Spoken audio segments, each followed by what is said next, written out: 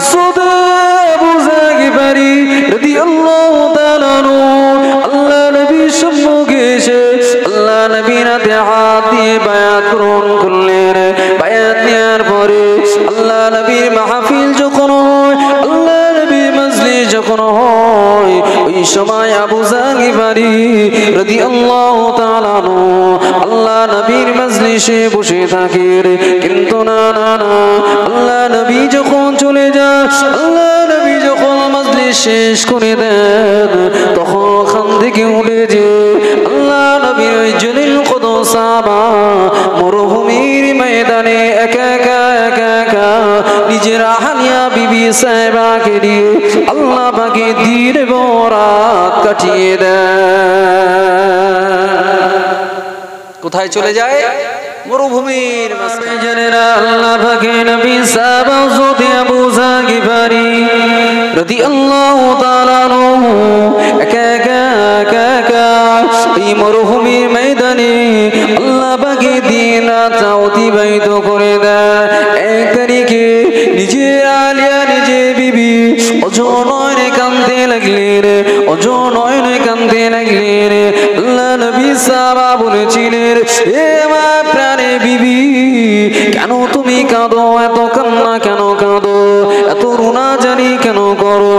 আল্লাহ নবী সাহাবার আহলিয়া বিবি সাহেবা জানিয়েছিলেন, ও নবী পাকের সাহাবা, হে আমার স্বামী, না না না, আমার কান্নার কারণ হলো আমি এই জন্য কাঁদি কারণ আপনার বয়স হয়ে গেছে, মৌতের সময়টা যেন নিকটে। আমি এই জন্য কাঁদি যে আপনার যদি এখন ইন্তেকাল হয়ে যায়, আপনার যদি মৌত হয়ে যায়, আমি বিবি, আমি মহিলা একা একা একা একা আপনার দাফন কাফনের ব্যবস্থা কেমন করে করব? আমি একা একা কি করে করবো এই মরুভূমির ময়দানে? চলুন না আমরা লোকালয়ে চলে যাই, লোকালয়ে চলে যাই, যেখানে সাহাবারা আছেন আমরা সেদিকে চলে যাই। চলে আল্লাহ নবী সাহাবা বলেছিলেন, এ আমার বিবি আহলিয়া, না না না, যাও যাও, চলে যাও চলে যাও, ওই যে দূরে পাহাড়টা দেখতে পাও, ওই পাহাড়ের চূড়া দিয়ে চলে যাও, পাহাড়ের উপরে চলে যাও, লক্ষ্য করে দেখো, তাকিয়ে দেখো কোনো কাফেলার আনাগোনা আছে কিনা, কোনো কাফেলা দলকে দেখতে পাও কিনা, কোনো বান্দাকে দেখতে পাও কিনা। আল্লাহ নবী সাহাবা কথা শুনে নিজে বিবি সাহেবা ছুটে ছুটে ছুটে ছুটে পাহাড়ের উপরে চলে গেলেন, পাহাড়ের চূড়াতে চলে গেলেন। লক্ষ্য করে তাকিয়ে দেখলেন, না না না, কোনো কাফেলার আনাগোনা নাই, কোনো কাফেলা দেখা নাই, কোনো মানুষের দেখা নাই। আবারও ফিরে চলে আসলেন, এ আমার স্বামী, ও নবী পাকের সাহাবা, আমি তো পাহাড়ের চূড়াতে তাই উঠে তাকিয়ে দেখলাম, কোনো কাফেলাকে দেখতে পেলাম না, কোনো বান্দাকে দেখতে পেলাম না। ও নবী পাকের সাহাবা, আপনি বলুন কেন আমাকে পাঠালে? আল্লাহ নবী সাহাবা বলেছিলেন, হে আমার প্রাণের বিবি, তবে জেনে রাখো, শুনে রাখো, আবু যর গিফারির মৌতের সময় এখনো হয় না, এখনো মৌতের সময় হয় না। কেউ বলতে পারে কার কখন মৌত হবে? বলতে পারে? পারে না। কিন্তু আল্লাহ নবী সাহাবা বললেন যে এখনো আমার মৌতের সময় হয়। কেন বললেন? আল্লাহ নবী সাহাবা আলিয়া বিবি সাহেবা জানিয়েছিলেন, স্বামী আপনি কেমন করে জানলেন আপনার মৌতের সময় হয় না, আপনার মৌতের সময় হয় না? আল্লাহ নবী সাহাবা বলেছিলেন, হে আমার বিবি, জেনে রাখো, শুনে রাখো, আল্লাহ নবী নূর নবী হাবিবুল্লাহ জনাবে মুহাম্মদুর রাসূলুল্লাহ সাল্লাল্লাহু আলাইহি ওয়াসাল্লাম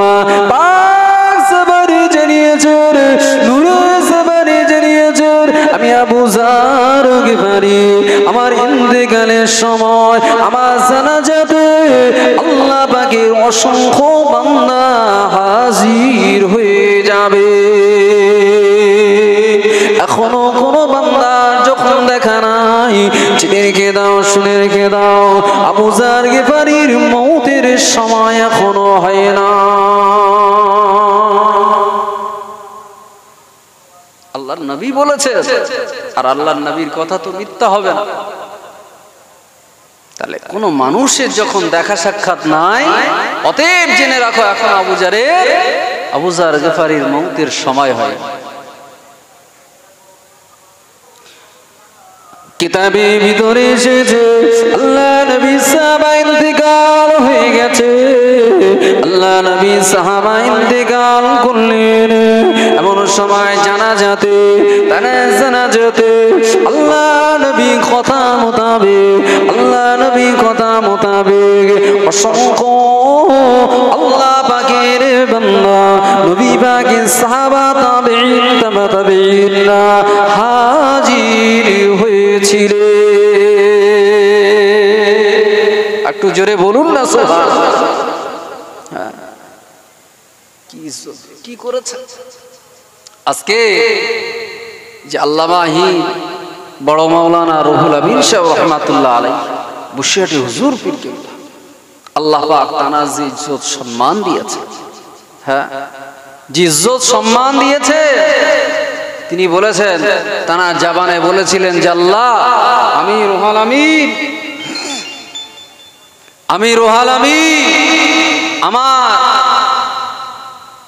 আমি 63 বছর হায়াতি জিন্দেগিতে আমি চেষ্টা করেছি আল্লাহ নবীর সুন্নাত গুলোকে পালন করার, আদায় করার, কিন্তু চেষ্টা করেছি আল্লাহ পাক আপনি আমার বিশ্ব নবীর হায়াতের সঙ্গে আমার হায়াতটা মিলিয়ে আমার মওতটা নসিব হয়। করে বলুন সুবহানাল্লাহ। আল্লাহ পাক ওগুলো মঞ্জুর করে নিয়ে আল্লামা হুজুর রাহমাতুল্লাহ আলাইহির হায়াতটা বিশ্ব নবী সাল্লাল্লাহু আলাইহি ওয়াসাল্লামের হায়াতের সঙ্গে মিলিয়েছিলেন। জোরে বলুন সুবহানাল্লাহ। এই যে বাজারে যত কিতাব পাওয়া যায় না, তো কিতাবগুলো সমস্ত লেখকরা, যেমন একমাত্র কোরআনুল কারীম, যেখানে আল্লাহ পাক বললেন হাযাল কিতাবু লা রাইবা ফীহি, হ্যাঁ এই কিতাব যার ভিতরে কোনো সন্দেহ নাই, সন্দেহের অবকাশও নাই। আর বর্তমান বাজারে যত লেখকের কিতাব আছে, সমস্ত লেখকের কিতাবগুলো লক্ষ্য করলে দেখা যায় ভূমিকাতে লেখা থাকে কি? ভূমিকাতে লেখা থাকে যে না, আমি এই কিতাবটা লিখেছি, আমার লেখার ভিতরে যদি কোনো রকম ভুল ত্রুটি হয়ে থাকে, সংকলক লিখছেন যে আমার এই সংকলনের মধ্যে বা লেখার মধ্যে কোনো ভুল ত্রুটি হয়ে থাকলে আমাকে জানালে পরবর্তী সংস্করণে আমি সেটা সংশোধন করে দেওয়ার চেষ্টা করব। থাকে না? কিন্তু আল্লামা হুজুর রাহমাতুল্লাহ আলাইহি তানার হায়াতে জিন্দেগিতে 150 অধিক কিতাব তিনি লিখেছেন। এইবার এর এক একটা আবার খণ্ড আছে, খণ্ডগুলো হিসাব করলে কয়েকশো হবে। কোনটা 8 খণ্ড, কোনটা 6 খণ্ড, কোনটা 7 খণ্ড, আছে না নাই? আছে।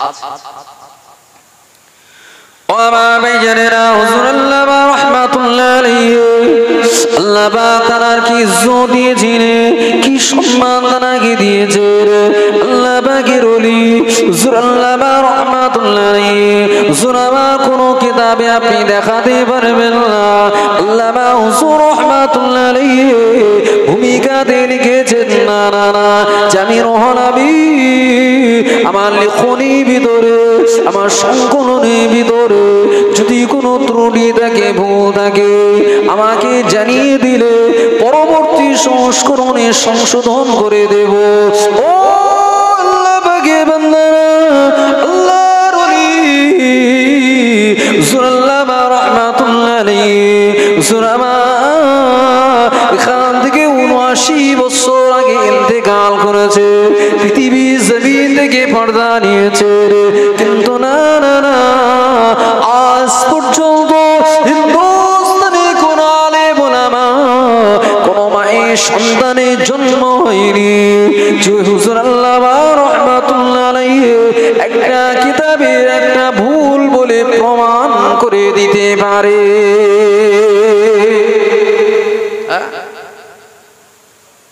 কিসে সন্দেহ থাকে, কিন্তু আল্লামা হুজুর রহমাতুল্লাহ আলাইহি যেটা লিখতেন, আপনারা জানেন ইতিহাস, যেহেতু আপনারা সেই এলাকার মানুষ, আপনারা জানেন হুজুর আল্লামা রহমাতুল্লাহ আলাইহি দুই হাতে কলম চালাতেন। তার সঙ্গী বাংলাদেশের যিনি হুজুরের কিতাব লেখার জন্য আদেশ করলেন, মুজাদ্দিদুল জামান দাদা হুজুর পীর কেবলা রহমাতুল্লাহ আলাইহি, 1 মাস বাকি। কতদিন বাকি? 1 মাস। 1 মাসের ভিতরে কিতাব প্রকাশ করতে হবে। হুজুর আমার কিতাব লিখতে শুরু করে দিলেন। কিতাব নিয়ে দাঁড়িয়ে আছে, অথচ হুজুর কিতাব লিখেই যাচ্ছেন। জানার দায়িত্ব ছিল, তিনি সমস্ত কিতাবগুলো টেবিলে সাজিয়ে রেখেছেন, যে হুজুরকে কোনটা কখন চায় হুজুরের হাতে আগিয়ে দেবে। কিন্তু হুজুর কোনো কিতাবই নিলেন না। হুজুর নামাজে চলে গেছে। এমন সময় সঙ্গী দেখছে, তাই তো দেখি না, হুজুর তো কিতাব লিখছে, অথচ কোনো কিতাব চাচ্ছেন না। কারণটা কি? অন্যদিন কিতাব চায়, আজকে তো কোনো কিতাবই চাচ্ছেন না। দেখছেন যে যা লিখেছে বহু কিতাবের সঙ্গে মিলে যাচ্ছে, কোন কিতাবের কোন পৃষ্ঠায়, সমস্ত হাওয়ালা দিয়ে হুজুর আল্লামা রহমাতুল্লাহ আলাইহি কিতাবগুলো লিখে চলেছেন। জোরে বলুন সুবহানাল্লাহ। আর একটু জোরে হবে না সুবহানাল্লাহ? ভাইজান, আপনারা ইজ্জত সম্মান দিয়েছেন কে? আল্লাহ পাক দিয়েছেন। কি করেছেন? আল্লাহর নবীর সুন্নতের অনুসারী হয়েছে। আখিরি জামানা, শেষ জামানা, আল্লাহ নবী সাল্লাল্লাহু আলাইহি ওয়াসাল্লাম বলেন, আখিরি জামানাতে, শেষ জামানাতে বান্দার হাতে আগুনের দলা রাখাটা সহজ হয়ে যাবে। কি হবে? আগুনের দলা রাখা সহজ হবে। আগুন রাখাটা হাতের তালুতে রাখা সহজ হবে। আগুন রাখা কি সহজ? হাত পুড়ে যাবে না? পড়বে না, হাত পুড়ে যাবে। কিন্তু বিশ্ব নবী নূর নবী বলছে যে আগুন রাখাটা সহজ হবে, অথচ ঈমান রাখাটা বড় কঠিন হয়ে যাবে। ঈমান রাখা কঠিন হয়ে যাবে। ও মা ভাইজানেরা আমার, আল্লাহ পাক কোরআন পাকের ভিতরে জানিয়ে দিলেন, কুল ইন কুনতুম তুহিব্বুনাল্লাহ ফাত্তাবিউনি ইউহিব্বুকুমুল্লাহ।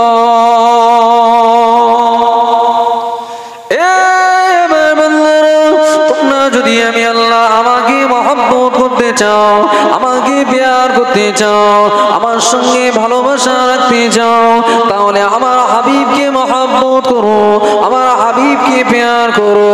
আমি আল্লাহ পাক আমাকে মহব্বত করা হবে, ভালোবাসা হবে। শুধু এক জায়গায় নয়, 30 পারা কোরআন শরীফের ভিতরে 6666টি আয়াতে কারিমা ভিতরে আমার আল্লাহ পাক 114টি সূরার ভিতরে, এক জায়গায় নয়, 2 জায়গায় নয়, 40 জায়গাতে আমার আল্লাহ ঘোষণা দিয়ে দিয়েছেন। এক এক জায়গায় এক এক ভাবে ঘোষণা দিয়েছে, যদি তোমরা আমাকে পেতে চাও, আমার হাবিবকে আগে অনুসরণ করো। আমাকে অনুসরণ করার আগে আমার হাবিবের অনুসরণ করো। আমাকে মহব্বত করার আগে আমার হাবিবকে তোমরা মহব্বত করো। আমাকে পাওয়ার আগে আমার হাবিবকে আগে হাসিল করো। আমি আল্লাহ পাক জানিয়ে দিলাম, আমার হাবিবকে হাসিল করলে আমি আল্লাহ পাক আমাকে হাসিল করতে পারবে। কত জায়গায় বলেছে?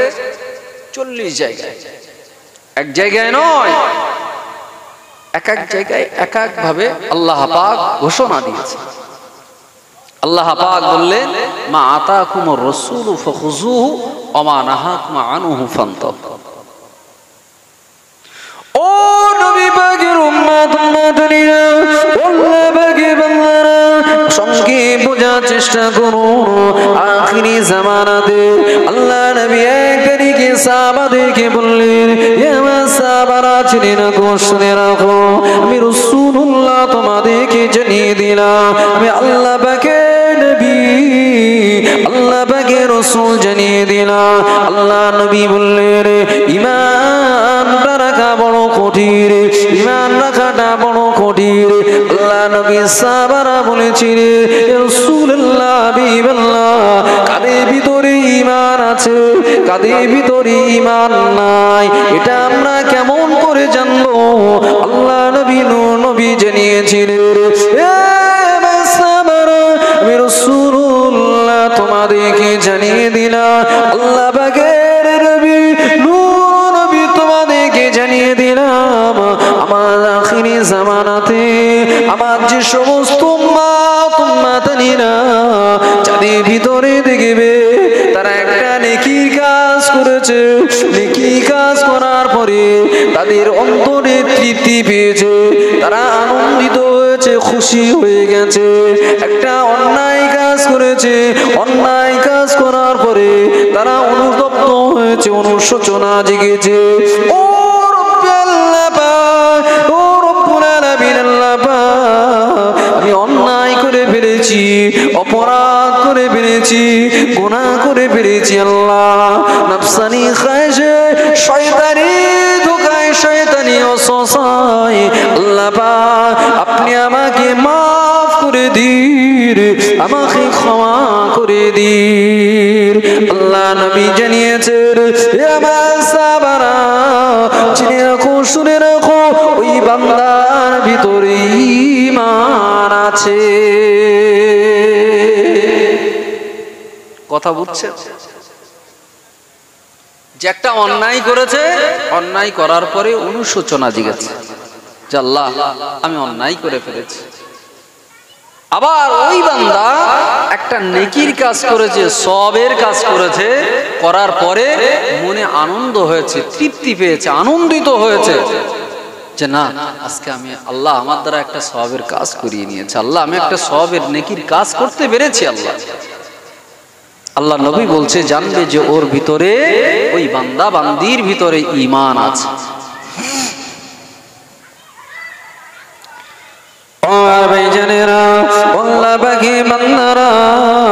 খেয়াল করে বোঝার চেষ্টা করুন, আমি আপনাদের বোঝানোর জন্য বলি, সংক্ষেপ আলোচনা।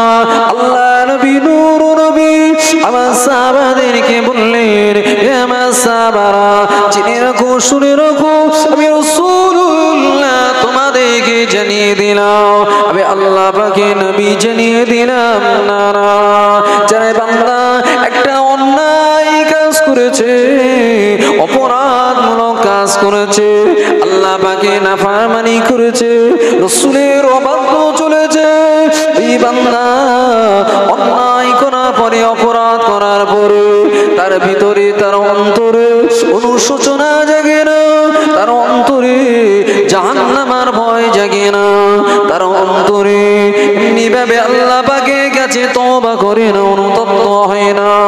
আবার ওই বান্দা, ওই বান্দা, ওই বান্দি একটা নেকি কাজ করেছে, সওয়াবের কাজ করেছে, নেকি কাজ করার পরে, সওয়াবের কাজ করার পরে ওই বান্দা বান্দি আনন্দিত হলো না, খুশি হলো না।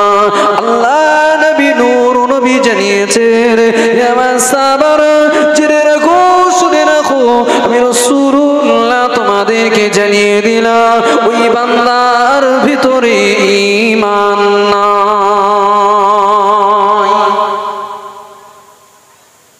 আজকে আমরা অন্যায় করছি, অপরাধ করছি, নারায়ে তাকবীর, নারায়ে তাকবীর। সিলসিলায়ে হক মুজাদ্দিদে জামান, সিলসিলায়ে হক মুজাদ্দিদে জামান, নারায়ে তাকবীর, নারায়ে তাকবীর। ভাইজান, আব্বাজান, আমি বিদায় নেব। আপনারা যারা আওয়াজ শুনছেন, আশেপাশে বাড়িতে আছে, মেহেরবানি করে মাহফিলে চলে আসুন, সামনেই কবরস্থান দেখা যাচ্ছে। আমার আপনার কারো আব্বাজান, কারো আম্মাজান, কারোর স্বামী, কারো সন্তান এই পাঁচিলের ভিতরে অন্ধকারময় কবরে, মাটির নিচে গহীন কবরে শুয়ে আছে। ওহীন কবরে শুয়ে আছে, কলিজাটা পাশপাশ হয়ে যায় সন্তানের, বাপ হারা সন্তান, মা হারা সন্তান। আজকে তারা তাকিয়ে আছে আমার সন্তানগুলো আমার জন্য এই মাহফিলে বসে আমার আসাদ ভাইজানের বা কেনা গাজী ভাইজানের বাড়িতে এই কবরস্থানের সামনে যে মাহফিল, এখানে বসে আমার সন্তানরা আমাদের জন্য একটু দোয়া চাই। আল্লাহ পাকের শেখানো দোয়া, রব্বি